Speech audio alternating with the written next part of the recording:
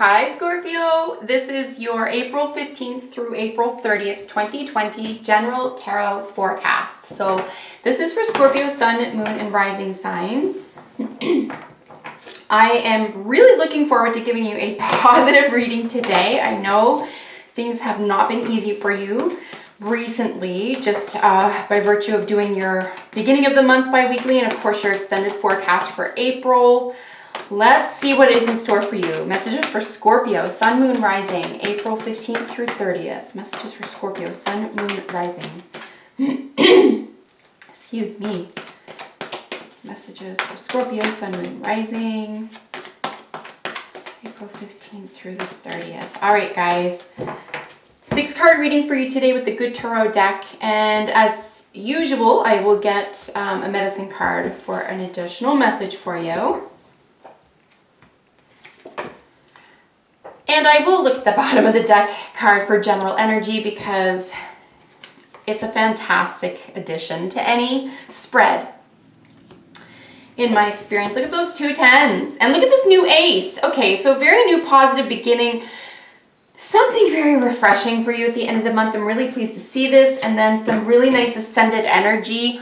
I mean, you might have to take the high road here, guys. If you are experiencing difficulty by the end of the month here, you might have to just simply rise above something because we have some, wands energy here, both bottom of the deck and with your advice card, healing may have to take place, but obviously a spirit of advancement. This could be a new career as well. This could be a new enterprise, a new way of moving your body, behaving, it does sit under this really creative pentacle, which is your recent past. So you could have been in communication with somebody who sort of thinks or operates the same way you do with regard to business or enterprise, how to earn money. But you're definitely in good company if you've been talking to someone who sort of has the same, looks at the world with the same lens you do, for example.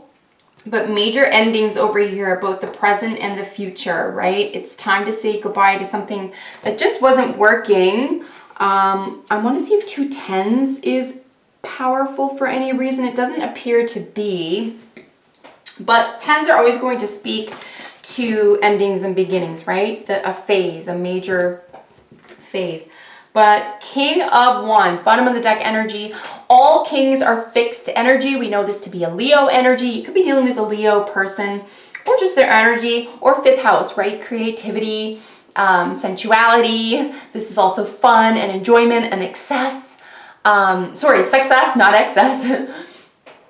But a lot of enjoyment, a lot of, and you see he's got his heart kind of what we would commonly call on his sleeve, right? This person is just very ascended. This is ascended master energy, I would say, at its highest quality. It's very mature energy.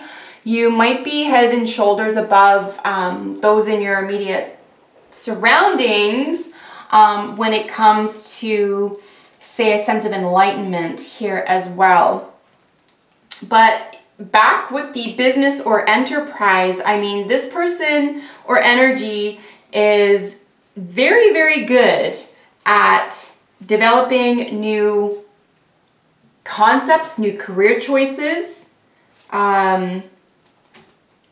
There's a lot of monetary gain that is possible under this card, right? There could be an inheritance. There's a lot of integrity here. I mean, people naturally are going to look up to this card of integrity and personal power.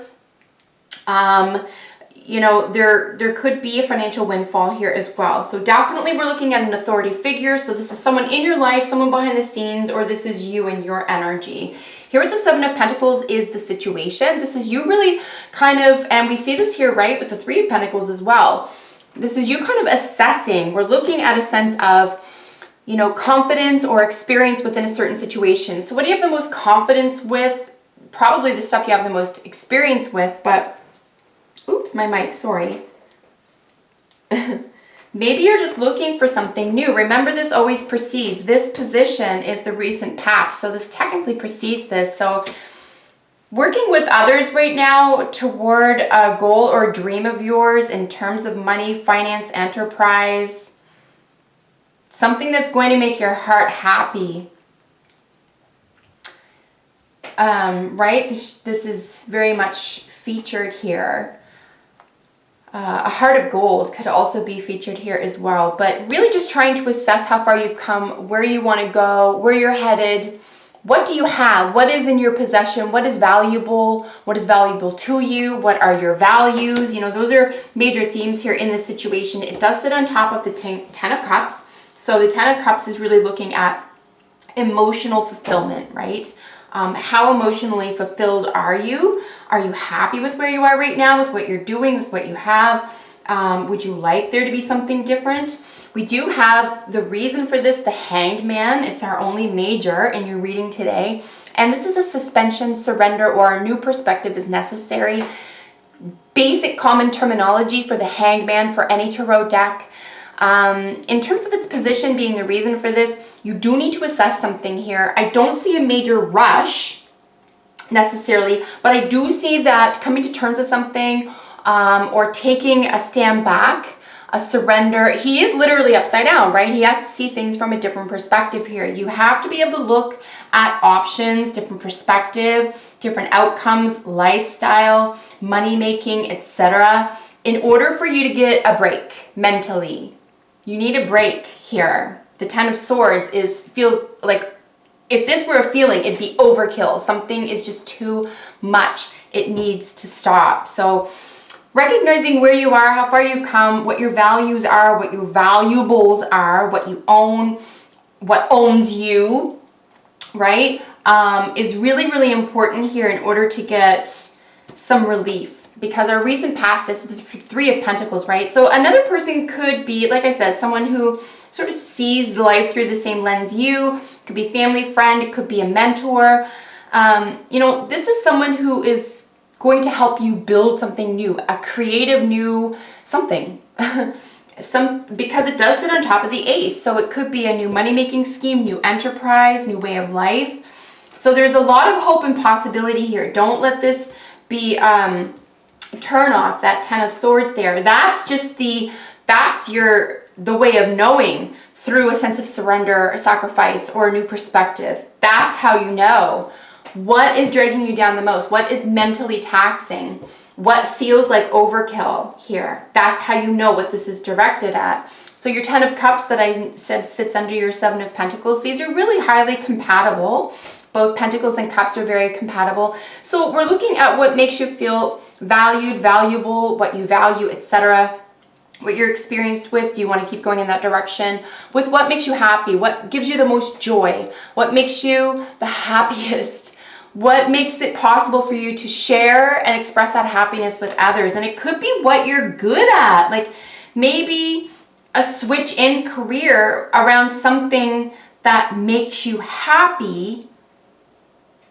Maybe that's more important than anything else.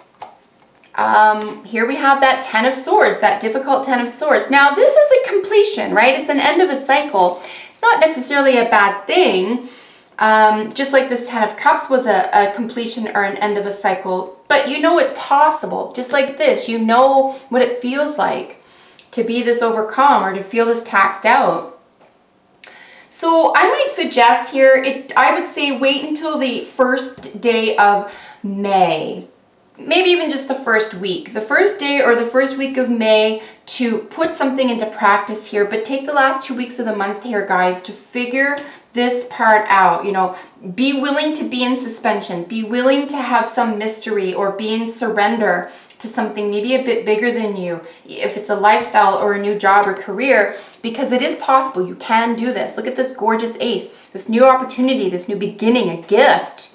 There's a sense of clarity or even a purity of direction, purity of inspiration, right? And this could be purity of mind as well. It does follow this, you know, this heavy Ten of Swords. So it could just be that you're able to get away from something that proved to be difficult. At least by the, like I said, the first day to the end of the first week of May. And it could really make all the difference in terms of freedom and feeling like yourself again, feeling happy, feeling connections. We do have a raven jumping out for you. This is really heavy magic. It doesn't mean it's bad magic. It means that you're a manifester and everything that is creatively possible is within your hands currently.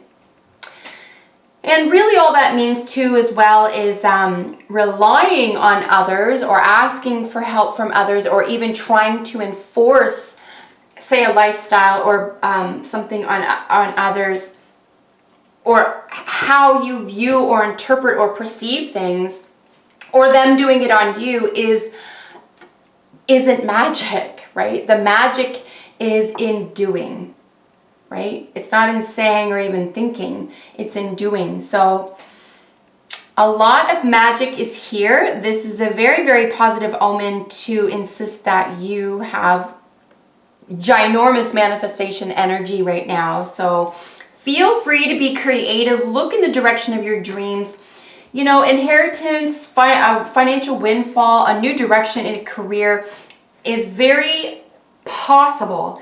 For the last 2 weeks, again, I would say even into the last of the first week of May, with this new opportunity, new direction, new lifestyle, new way of behaving, even performing here. So feel confident that you have everything that you need, and that you are your own best friend, your own leader right now. Trust people in your inner circle. Trust people who already have your back. I wouldn't necessarily rely on them to make decisions for you, but you can certainly work some magic here together, because this is a really gorgeous, creative 3 of Pentacles. Scorpio, I really hope that was helpful. Thank you as always for joining me. Check out your other readings for the month, and until next time, take excellent care. Bye for now.